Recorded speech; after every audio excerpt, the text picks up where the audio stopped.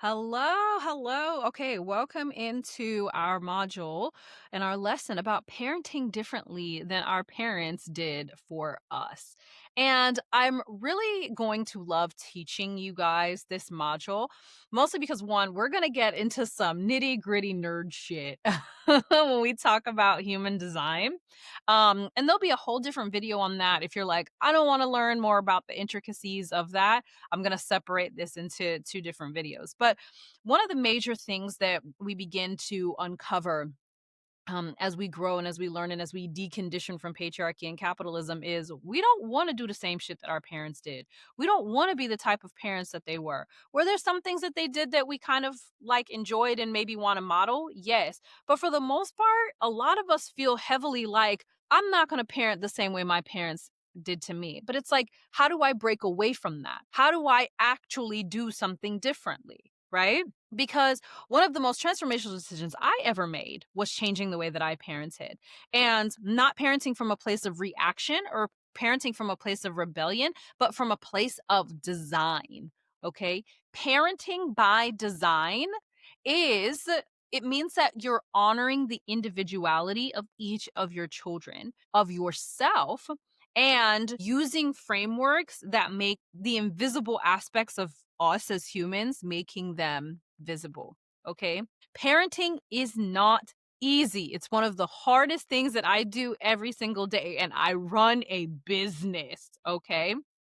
And when we say, I don't want to parent like my parents did, right? What we mean is, I hope I don't parent like them, but I probably will, right? Because it's all we ever knew. It's what we are going to mirror, right?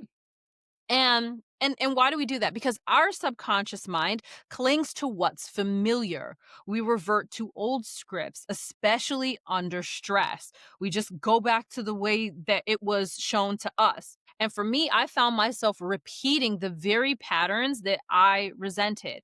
I was seeking validation from my children. I was centering my exhaustion, saying things like, guys, don't do that. I'm just so tired today. Like, can't you just chill? Because I don't want to deal with this because I'm so tired, which isn't appropriate, right? And I was placing emotional weight on my children that they never asked to carry. And that's something that so many of us do. And we don't do it on purpose. It's just, it was what was modeled to us. And so it's all that we know. And so, how was I able to change my parenting ways? A lot of it came when I discovered human design.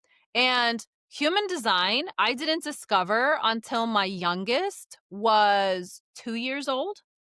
And at that point, my oldest was about to turn 10.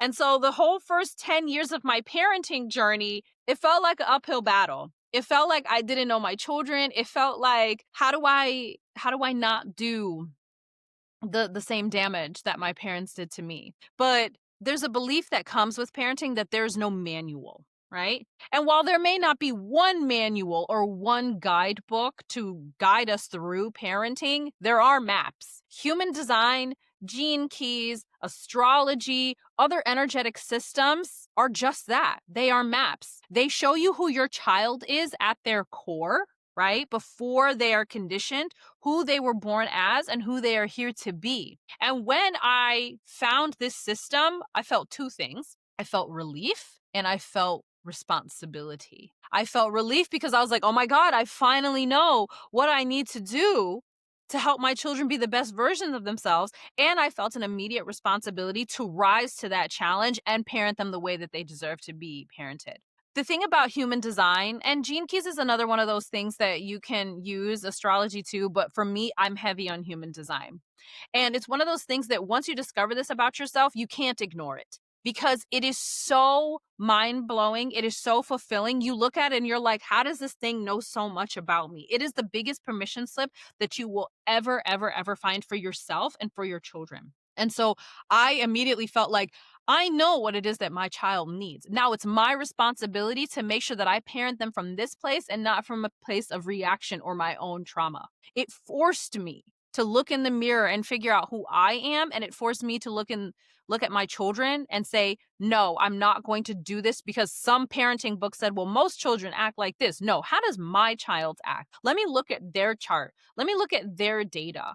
Let me figure out how I can best support them. And in the other video that I'm going to create, I'm going to show you all three of my children's charts, what their data means, and how I make decisions or how I allow them each to be their own individual person based on some of the lines, the centers, all of those things. And if you want to kind of have a walkthrough of that, then I definitely suggest that you watch the next video. Okay. And yeah, we're gonna see, and I've explained this to you on this slide too. It's like these are systems that decode how your child is wired, right? And you see my kids' charts here. We're gonna go over that in the next video. So these systems are based on your birth data, time, place, date, and they reveal patterns about how you process life, about how you make decisions, about how your energy operates. So I didn't just look at my own chart, but I looked at my children's chart, and the insights were immediate. They were all wired completely differently. And if I show you just their charts again, you can see that all of the colors are different, all of the lines that connect in the channels are different. The numbers here on their profile lines, they're all different. Okay. My children are similar, but for the most part, they're all really different. Okay. And I figured out that what motivated one of my children would shut down another one of my child. What excited one of my kids would overwhelm the other. And it wasn't just about fairness anymore and about what's fair when it came to my parenting. It was about alignment. Okay. And this allowed me to stop saying things in my house like, why can't you be more like your sister? Why can't you be more like your brother? I knew how that phrase haunted me growing up. And instead, I practiced saying things like, I'm so sorry. I didn't realize that this is how you were wired. Let me try again. I built up a muscle of correction, right? This wasn't about perfection anymore. This was about seeing how much I could get it right based on who my child was. And that, as a parent, requires presence. It requires curiosity. It requires humility. It requires humbling yourself before your child and being like, I'm so sorry. I didn't realize that this was what you needed. Please let me know how I can, help you feel more safe and help you feel better. A lot of us weren't apologized to as kids. We just weren't. And I spent a lot of time apologizing to my children as much as it hurts my fucking ego. Right? And each of my kids, they need something different. Each one of your children, they need something different. Even if you only have one child, they need something completely different than you need, right? And I have made it my job to meet them there, right? Not just get them to the place that I thought that they should be. That's not my responsibility. It's not my job to be like, well, I'm not trying to raise my kids to be productive members of society.